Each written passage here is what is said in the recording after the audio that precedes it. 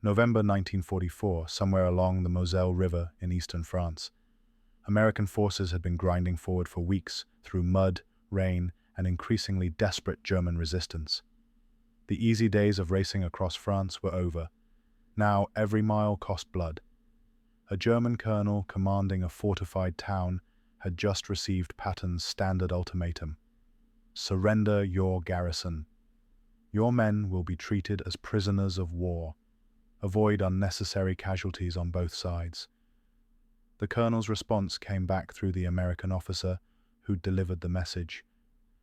Tell General Patton that German soldiers don't break.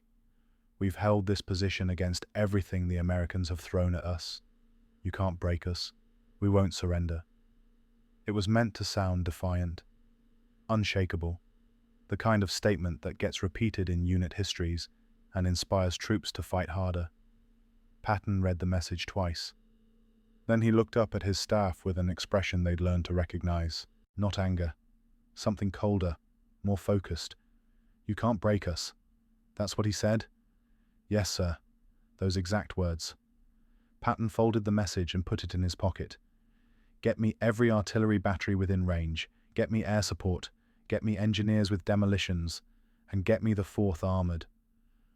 We're going to show this colonel what breaking looks like. What happened over the next 36 hours wasn't just a battle. It was a systematic demonstration of what American firepower could do when Patton decided to make a point. And by the end of it, the German colonel would understand exactly how wrong he'd been. If you want to see what happens when someone tells Patton something can't be done, subscribe right now. To understand why this particular German defiance triggered such a comprehensive response, you need to understand where Patton was in November 1944. The Third Army had been fighting continuously since August. They'd liberated most of France. They'd crossed rivers, taken cities, destroyed German units that outnumbered them. But now they'd hit a wall. The weather had turned. Rain fell constantly, turning roads to mud. Supply lines were stretched thin. Gasoline, ammunition, replacement troops, everything was in short supply. And the Germans had finally established a coherent defensive line along the Moselle River and the fortifications beyond it. Patton was frustrated. He believed correctly that if he'd been given adequate supplies in September, he could have driven into Germany before the Germans could organize these defenses. Instead, supplies had been diverted to Montgomery's failed Market Garden operation, and now Patton's army was paying the price in blood for every mile of advance. The fortified town the German colonel defended was one of dozens of strong points blocking Patton's path. Stone buildings that could absorb artillery fire, prepared defensive positions with interlocking fields of fire, underground bunkers and tunnels, a garrison of about 2,000 troops, a mix of regular Wehrmacht infantry and some SS units that had retreated from the disaster in France. The colonel himself was a veteran of the Eastern Front. He'd fought the Soviets. He'd seen German units survive against overwhelming odds through discipline and determination. He genuinely believed his position could hold indefinitely against American attacks. And to be fair, he had reason for confidence. American attacks on fortified positions in the Moselle region had been costly. The terrain favored defense. The weather hampered American air superiority. Several previous assaults on similar positions had been repulsed with heavy casualties. The colonel had watched American units probe his defenses for days. He'd seen them take casualties and withdraw. Each time, his confidence grew. The Americans were soft. They relied on firepower and couldn't stomach the casualties that real fighting required. They'd eventually bypass his position or settle for a siege. That's what he expected. That's not what he got. Patton's response to the colonel's defiance began within hours. First, he ordered a complete reconnaissance of the German position. Not just the obvious defenses, but everything. Water sources, supply routes, underground passages, communication lines, weak points in the fortifications, anywhere the Germans might try to escape or receive reinforcements. His intelligence staff worked through the night, compiling information from aerial photographs, prisoner interrogations, local French resistance contacts, and direct observation. By dawn, Patton had a complete picture of what he was dealing with. Then he started assembling his response. He called in every available artillery battery, not just the divisional artillery that would normally support an assault, but corps-level heavy guns, 155mm howitzers, 8-inch guns that could crack concrete, self-propelled artillery that could move into position, fire, and relocate before German counter-battery fire could respond.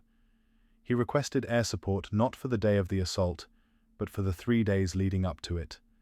Fighter bombers would hit the position repeatedly, targeting specific structures, forcing the Germans to stay underground, preventing repairs to damaged defenses, and most importantly, destroying morale.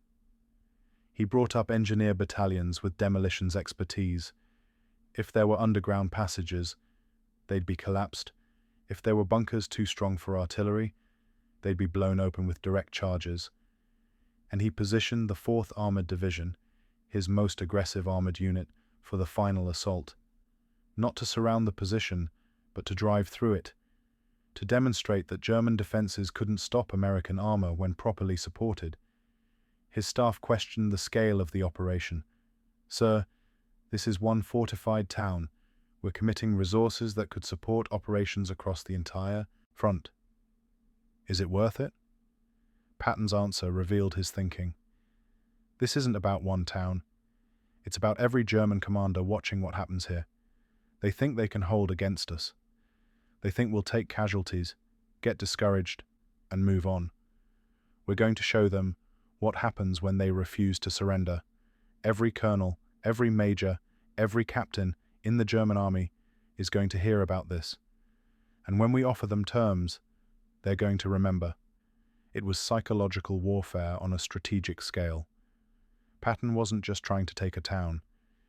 He was trying to break German willingness to resist across the entire front. The bombardment began on a Tuesday morning. The German colonel had expected artillery fire. What he got was something else entirely.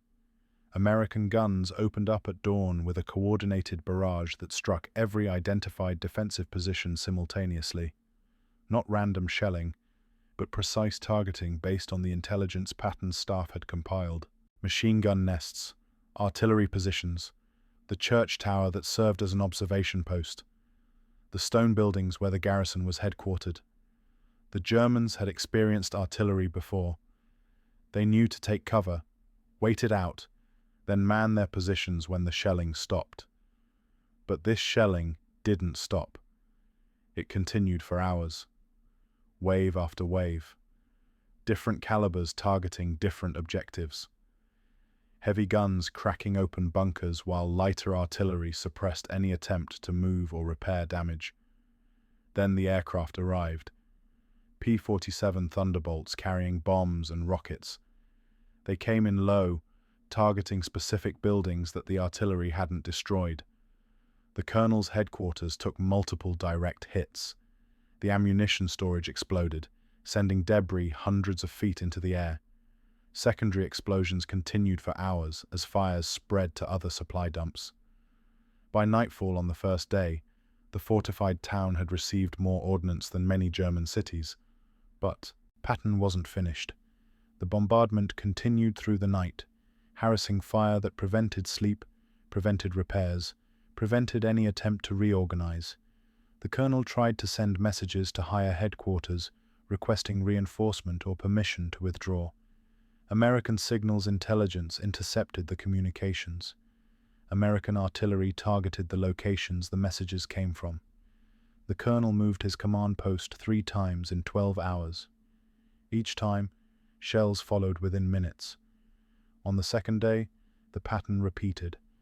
Artillery at dawn, air strikes throughout the day, more bombardment at night. But now Patton added a new element: loudspeakers broadcasting in German, describing exactly what was coming, not threats, announcements. Tomorrow, the ground assault begins. Anyone who surrenders will be treated well. Anyone who continues fighting will die. Your commander told us you can't be broken.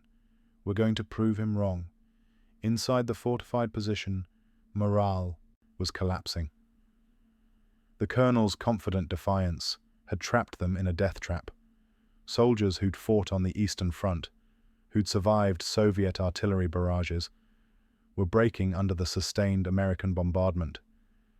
Not because it was more intense than what the Soviets could deliver, but because it was so precise. There was nowhere to hide. Every position was targeted. Every attempt to move was observed and punished. Small groups of German soldiers began surrendering. They'd slip out at night, hands up, walking toward American lines. The colonel ordered them shot as deserters, but his military police couldn't be everywhere. The trickle of surrenders became a steady flow. By the morning of the third day, the colonel had lost nearly a quarter of his garrison to casualties and desertions. His ammunition was running low. His communications were destroyed. His defensive positions were rubble.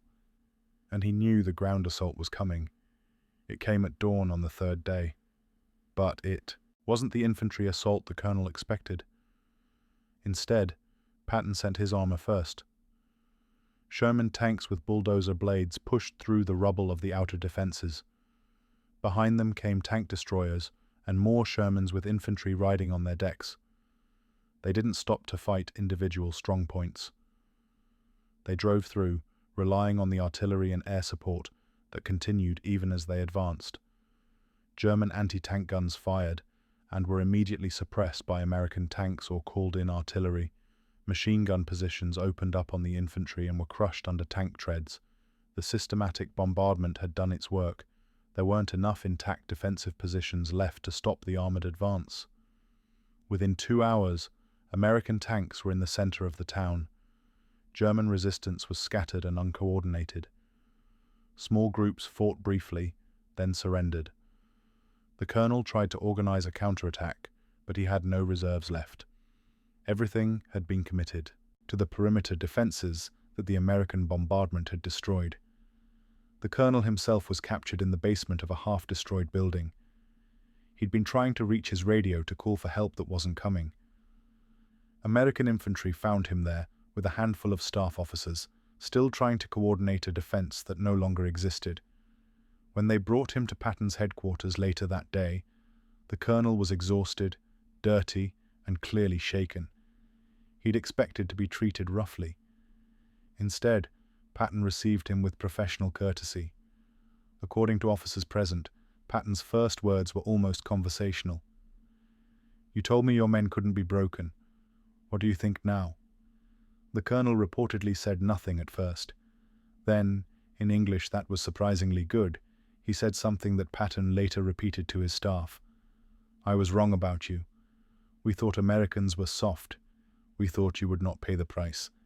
We did not understand what you were willing to do." Patton nodded. "That's the lesson.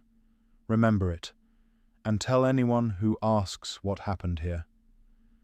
The colonel was sent to a prisoner of war camp, but before he went, American intelligence officers debriefed him extensively, not just about the battle, but about German perceptions of American forces. What they learned was valuable. German commanders along the entire front had been watching what happened at the fortified town. They'd seen how Patton responded to defiance. They'd heard about the systematic destruction, the precision bombing, the relentless artillery, and the armored assault that had crushed a position their intelligence had rated as nearly impregnable. The psychological impact was exactly what Patton intended.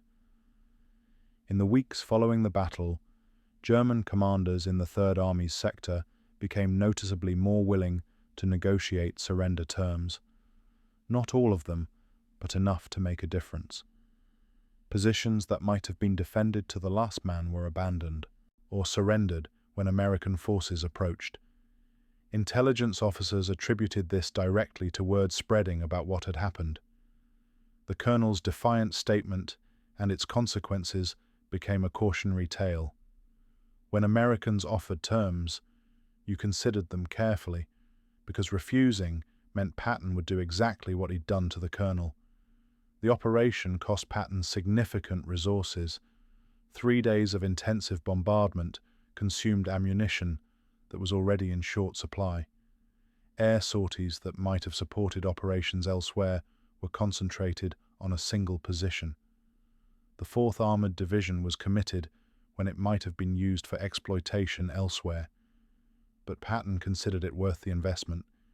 The town was taken with relatively light American casualties, fewer than 50 killed and wounded.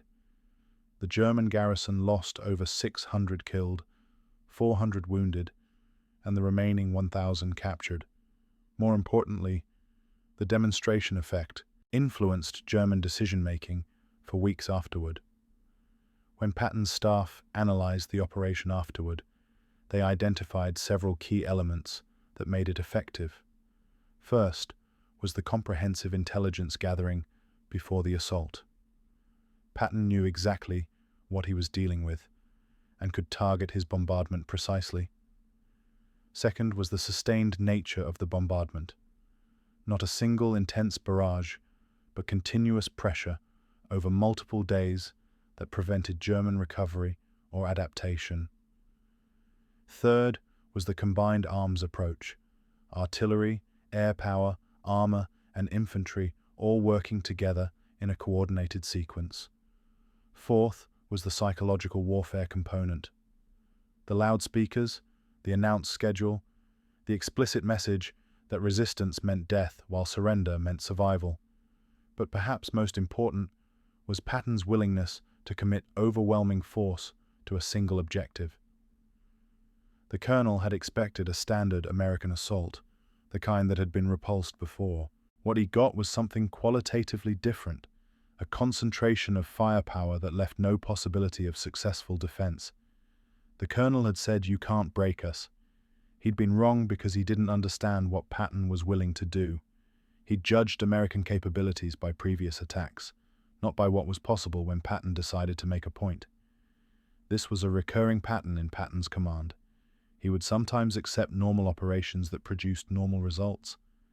But when someone challenged him directly, when someone said something couldn't be done, Patton would concentrate resources and prove them wrong in the most emphatic way possible.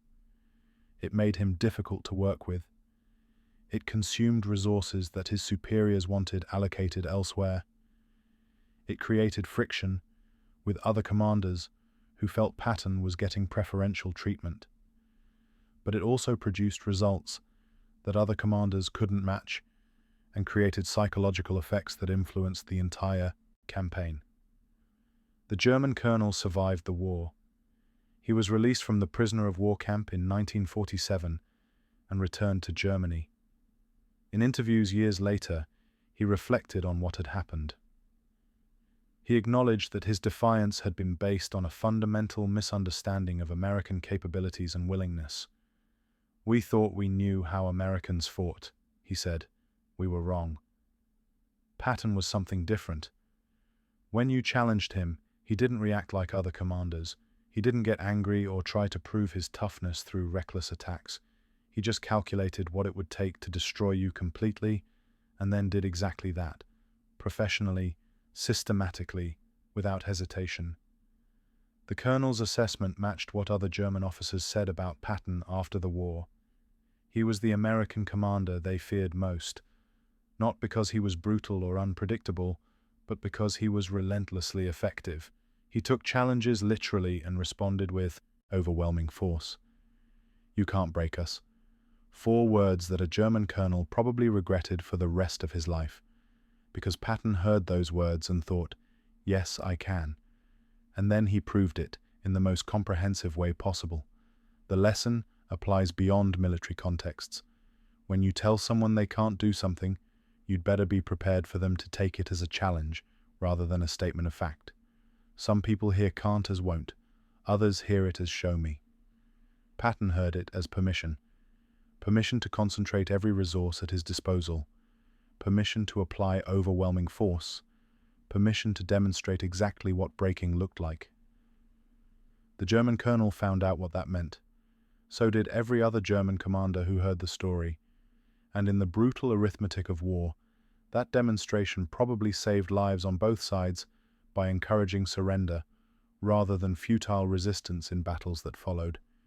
Do you think Patton's response was proportionate, or was he making a larger point that justified the resources committed? Drop your thoughts in the comments, and if you want more stories about what happens when people underestimate determined leadership, subscribe now. See you next time.